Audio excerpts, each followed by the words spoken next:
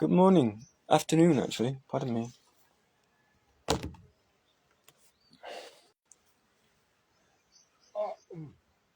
In man's imperfections, one finds humanity.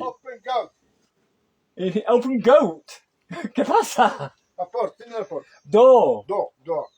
Albab. After Albab. Open the door.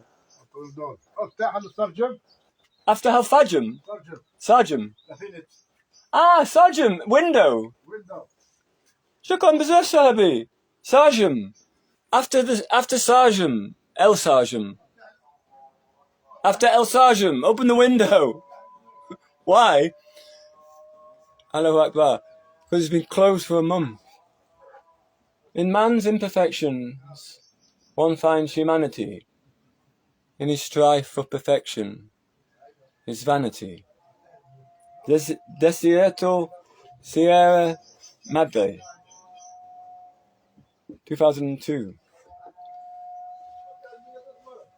Pardon? Ahmed.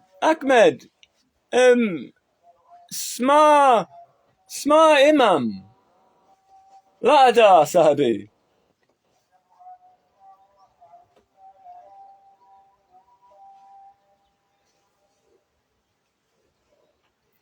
I have no problem with anything people might choose to do with their life. But it mustn't damage, destroy, be unsafe to others, or be non-consensual. Respect others and leave the place, at the very least, in the mess you found it. Oh, peace be with you. Allahu Akbar, Almighty God. In life, it is important to try. If this is all you manage, then you have truly succeeded. I have to remember to breathe.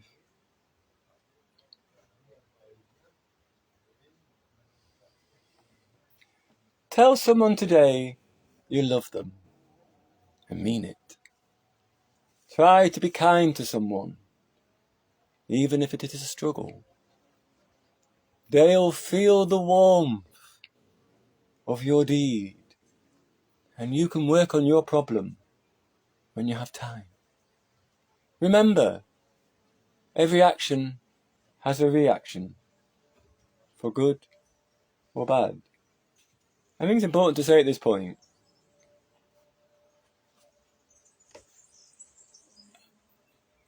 I wrote this for myself. It's to remind me. Try not to insist that people must understand. Why must they? How long did it take you? Be happy that they listen to you and are with you. If you think about it, they have surpassed mere understanding.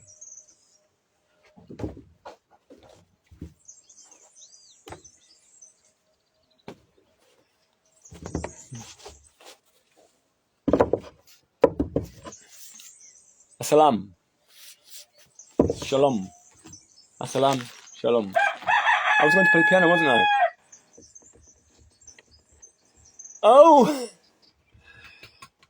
I wondered why there's a bit of tape on this note. And it's A sharp.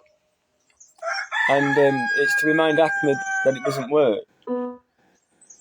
I said to him, when we discovered it didn't work, I said, only God is perfect.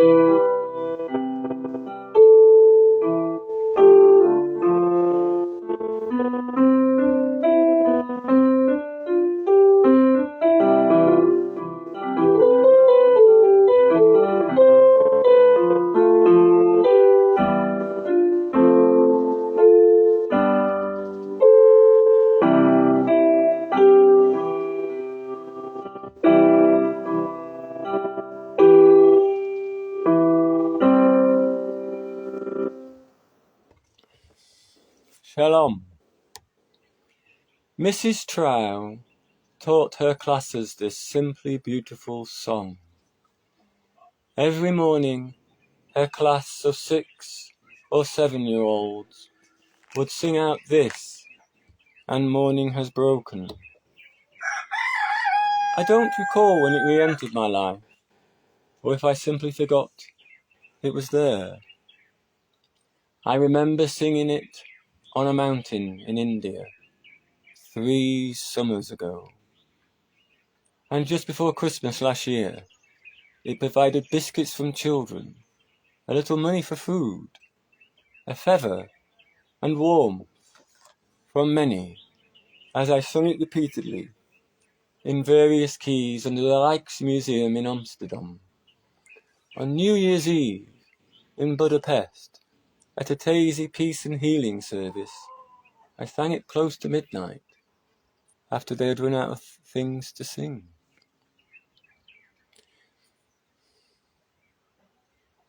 The young people from all over Europe joined in until the new year arrived, and I was happy to end the year, as beautiful and difficult as all others, in such a manner.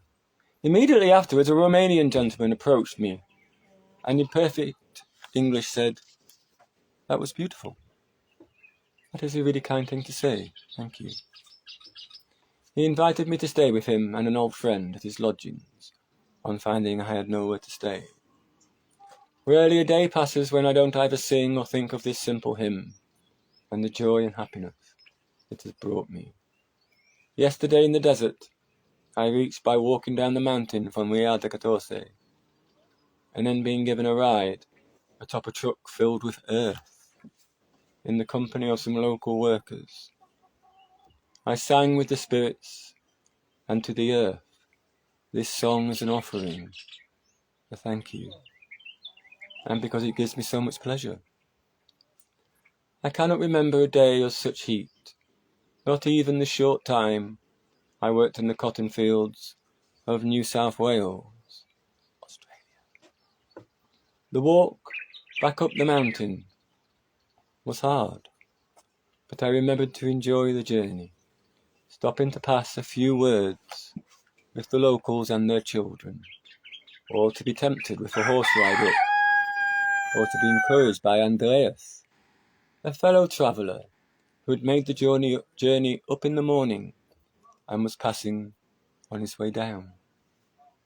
I felt greatly encouraged by his few words of encouragement and kindness.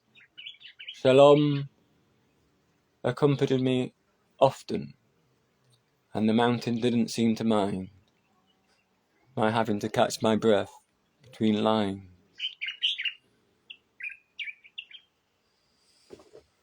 I rested briefly on the rock of a shrine, marvelling at the dusk and the approach of the twilight, and the seemingly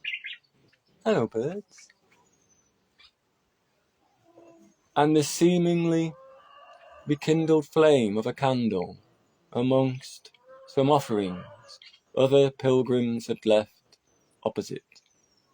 I stuck to my resolution to not take a drink until I completed my journey from the bottom to the top.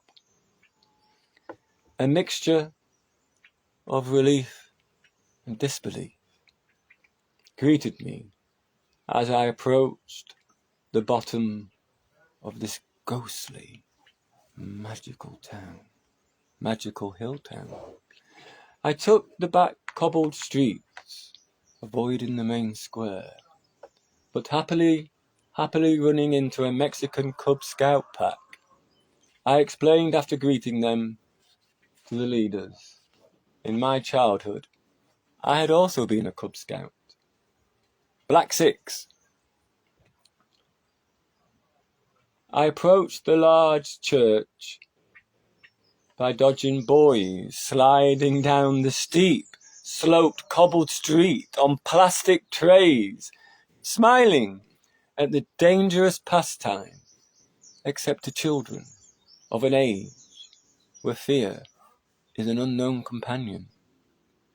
The slippy stones of the last ascent to the fountain and church made me wonder why it was so. I entered the church, avoiding the buckets of water being thrown on the steps, and entered the empty church. It's half empty, half filled, with pews and strange but beautiful wooden floor.